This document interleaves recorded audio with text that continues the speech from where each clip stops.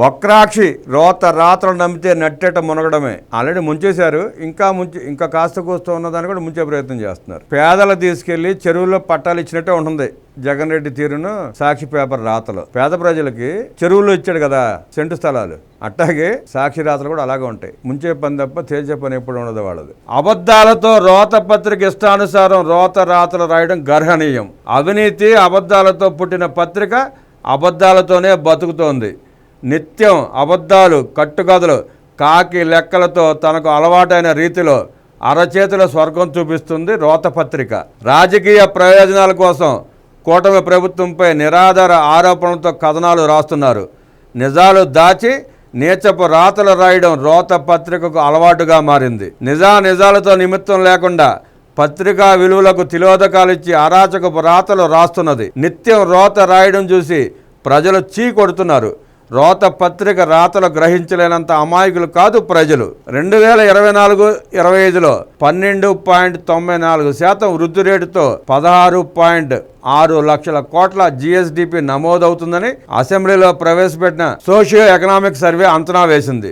జాతీయ తలసరి ఆదాయం 2,162,000కు మించి రాష్ట్ర తలసరి ఆదాయం 2,68,653 నమోదవుతుందని మార్చి 31తో ముగియనున్న ఈ ఆర్థిక సంవత్సరంలో రాష్ట్ర ప్రజల జీవన ప్రమాణాలు పెరిగాయని వెల్లడించింది. వ్యవసాయ రంగం 5.19 లక్షల కోట్ల అదనపు స్థూల విలువను జోడిస్తుందని, సాగులో 15.86%, మత్స్య రంగంలో 16% వృద్ధి రేటు ఉంటుందని వివరించింది. పారిశ్రామిక రంగం 6.71%, సేవల రంగం 11.70% వృద్ధి, కమ్యూనికేషన్ 15.28%, బ్యాంకింగ్ బీమా రంగాలు 14.61% వృద్ధి నమోదవుతుందని అంచనా వేసింది. స్వర్ణాంధ్ర విజన్ 2047 లక్ష్యాలతో రాష్ట్రాన్ని ప్రపంచ ఆర్థిక శక్తిగా మార్చడం, స్థూల ఉత్పత్తిని 2.4 ట్రిలియన్లకు పెంచడం, నిరుద్యోగతను 5.8% నుంచి 2% కంటే తగ్గించడం, మహిళా శ్రమశక్తి భాగస్వామి 80%కి పెంచడం, 95% కంటే ఎక్కువ మంది శ్రామికులను నైపుణ్యం కలిగిన వారిగా మార్చడం వంటి భారీ నిర్దిష్ట లక్ష్యాలను నిర్దేశించుకుంది.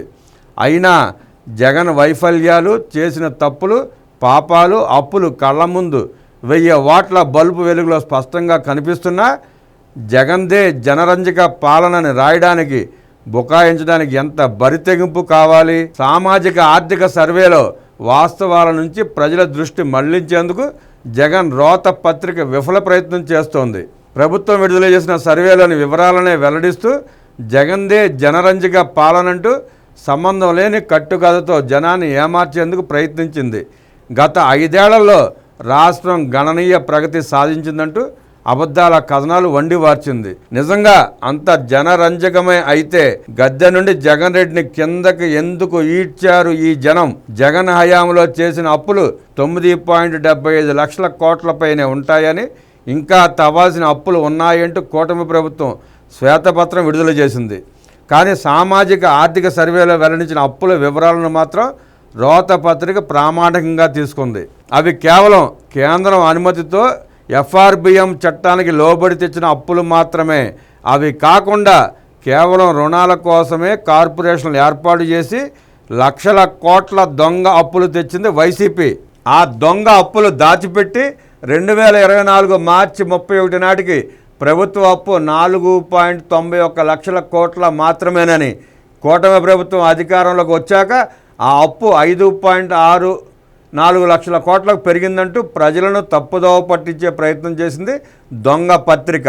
బడ్జెట్లో చూపించకుండానే తీసుకొచ్చిన రుణాల వివరాలను కాగడిగినా బయట పెట్టకుండా ప్రజల కళ్ళు కప్పేందుకు ఎంత మాత్రమూ సిగ్గుపడని జగన్ రోత పత్రిక రాష్ట్ర అప్పు 5.64 లక్షల కోట్లకు పెరిగిందంటూ తప్పుడు కథనం రాసింది. కూటమి ప్రభుత్వం ఈ ఆర్థిక సంవత్సరంలో 73,000 కోట్ల అప్పులు తేనున్నట్లు ప్రభుత్వ బడ్జెట్లో చెప్పింది. కానీ జగన్ ప్రభుత్వం లాగా కేంద్రం అనుమతి లేకుండా కార్పొరేషన్ అడ్డం పెట్టుకుని దొంగ అప్పులు తేలేదు కూటమి ప్రభుత్వం. కార్పొరేషన్ల పేరుతో అప్పులు తెచ్చి వాటిని ప్రభుత్వ అవసరాలకు వాడకుండా దారి మళ్లించలేదు.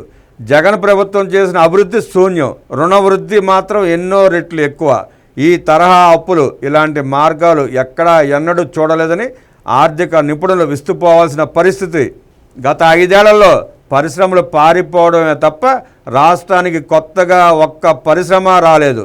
పారిశ్రామిక సేవా రంగాలు తిరోగమనంలో ఉన్నట్టు ప్రముఖ రేటింగ్ ఏజెన్సీ క్రిసిల్ నివేదిక వెల్లడించింది. వ్యవసాయానికి కేంద్రం సహకారంతో అరకొర రైతు భరోసా తప్ప రైతులను ఏ విధంగా ఆదుకోలేదు. వ్యవసాయ రంగంలో వృద్ధి చూపించారు. మత్స్య రంగానికి సంబంధించిన వృద్ధిని చూపించి వ్యవసాయ రంగం వృద్ధి సాధించిందని డప్పు కొట్టుకోవడం రోతగా ఉంది. రాష్ట్రంలో కడతేరిపోయిన నిస్సహాయ సాగుదారుల బతుకులకు ఎన్సీఆర్బీ గణాంకాలు అద్దం పట్టాయి. జగన్ హయాంలో రెవెన్యూ లోటు 48,000 కోట్లకు చేరగా కూటమి ప్రభుత్వంలో రెవెన్యూ లోటు 33 కోట్లకు తగ్గింది. పాత అప్పులపై అసలు వడ్డీ కలిపి ఏడాదికి 60,000 కోట్లు చెల్లించాల్సిన పరిస్థితి. జగన్ హయాంలో ఎక్కువ వడ్డీ రేట్లకు అప్పులు తేవడం వల్లనే ఇప్పుడు రాష్ట్రంపై ఇంత భారం పడింది. మార్కెట్లో 8% అప్పులు దొరుకుతున్న జగన్ రెడ్డి హయాంలో 13% పైగా వడ్డీకి అప్పులు తెచ్చారు. అయినా కూటమి ప్రభుత్వం రెవెన్యూ లోటును 33,000 కోట్లుగా పరిమితం చేయడం మంచి పరిణామం అంటున్నారు ఆర్థిక నిపుణులు. అయినా రెవెన్యూ లోటు భారీగా పెరిగిందంటూ రోత పత్రిక రాతలు రాయడం సిగ్గుచేటు. తన గురించి లేనిపోని గొప్పలు టముకేసుకుంటూ జనాన్ని ఏమార్చడం, అబద్ధాలతో దగా చేయడం వంటి జగన్ మాయలు అడ్డు అదుపు లేకుండా సాగుతూనే ఉన్నాయి.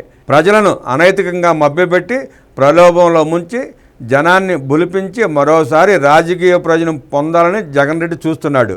అంతా మాయ, మోసం ఆయనది. నమ్మి నానబోస్తే పుచ్చి బుర్రలయ్యాయన్న సందంగా జగన్ చెప్పే మాటలు, ఆయన రోతపత్రిక రాసే రాతలు జనం నిజమనుకుంటే మరోసారి దుష్ఫలితాలు, తీరని ఆవేదన బోనస్గా దక్కడం ఖాయం.